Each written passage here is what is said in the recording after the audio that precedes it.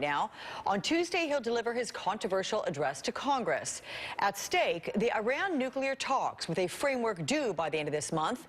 In a new interview this morning, Secretary Kerry tried to temper expectations. We are going to continue now to the next step to see. I can't promise you we can, but we are going to test whether or not diplomacy can prevent this weapon from being created, so you don't have to turn to additional measures, including the possibility of a military confrontation. Joining me now is one lawmaker who is not planning to attend Prime Minister Netanyahu's address, Democratic Congressman from Washington, Jim McDermott, a senior member of both the Ways and Means Committee and Budget Committee. Welcome. Nice to see you again. Thanks for joining me.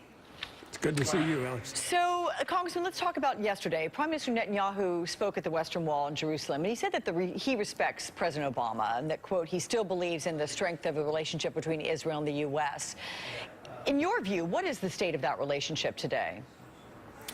Well, around the issue of Iran, I believe that there is no deal that President Obama can strike with the Iranians that the Israelis will think is acceptable. And I think that's what Netanyahu is coming to say to us for again and again and again. And that's why most of us aren't going to bother going over there, because we think what President Obama has done with Senator Kerry is to drive a they've worked very hard at finding a solution, and we ought to support them in that effort. At this point, sir, as far as we know with our tally, there are 30 in the House, 4 in the Senate who've said that they will not be attending. Do you know any differently? Because you said most. Well, I think that what you're seeing is the tip of the iceberg in those of us who aren't going. There are an awful lot of people who are going simply because they feel like it shows disrespect to the Israelis or to the Jewish people in their district or whatever. But I think that there's a great understanding, at least on the Democratic side, that Netanyahu is not up to any good as far as the United States efforts in driving a deal with the Iranians is concerned. He is simply against anything. And in terms of disrespect, you, sir, said recently that the side benefit for Prime Minister Netanyahu's speech is that his speech makes President Obama look weak, something that would be deemed disrespectful. Is there something the White House could have done to better resolve this situation? No, I think John Boehner put the president in that position deliberately. And that's what you do when you do something like that. You make the president look bad. They've been trying to do that since 2009 when he was elected, or 2008. So nothing new in this, and there's nothing the president could have done. But on the flip side, sir, are possibly lawmakers like yourself who are not attending this speech, and the Obama administration, which will not meet with the Prime Minister, are you putting politics ahead of an important opportunity to consult with Israel at a very critical time? I believe we're putting American interests ahead of anything else at this time. Our interest I just was in Hiroshima and saw the effects of what atomic warfare does. And I think the president is trying everything he can to prevent one more country from entering this arms race across the face of the earth. And I think that's in our best interest in the long term, and that's what the president is supposed to do. He's not supposed to worry about anybody else. He's supposed to worry about the American people, and I'm supporting him in that.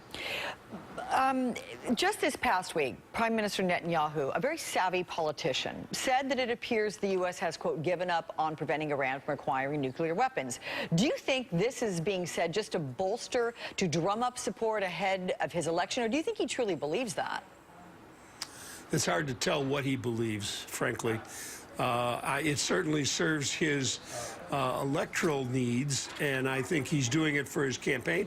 Part of what he wants is a picture of him in front of the Congress, with the Congress jumping up and down, applauding him, that he can put on television, as he did 4 years ago. I think that whole business makes it very hard to tell what he really thinks about this issue. I don't think he thinks that we're trying to let them develop a nuclear weapon, but you couldn't tell it from what he's saying.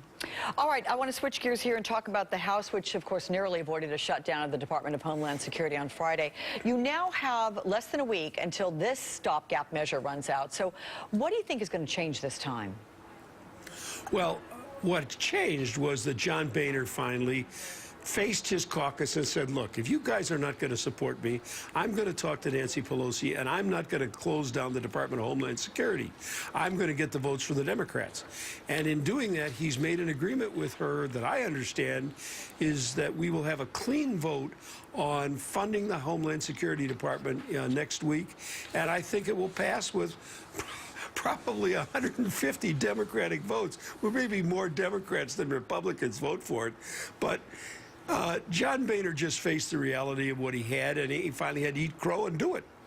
But, sir, in terms of perception, this fight comes at a time when the U.S. is leading the charge against one of, if not the most egregious terrorist groups in history.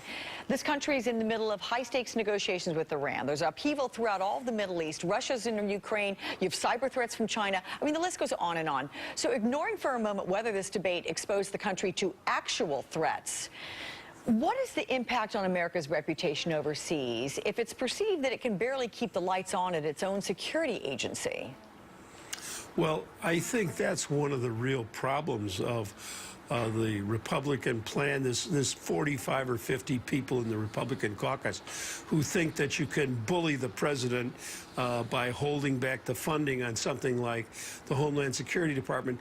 They have no understanding of the place that we play in the world. They're just playing for local politics, you know, sort of power, how to get something done for the president by bullying him. And they simply don't understand that the rest of the world watches everything we do. They're watching this program right now, and they understand that the Americans are having a hard time, the Republicans are having a hard time, getting any legislation through, despite having a huge majority. Democratic Congressman Jim McDermott, good to talk with you, sir. Thank you so much. See you.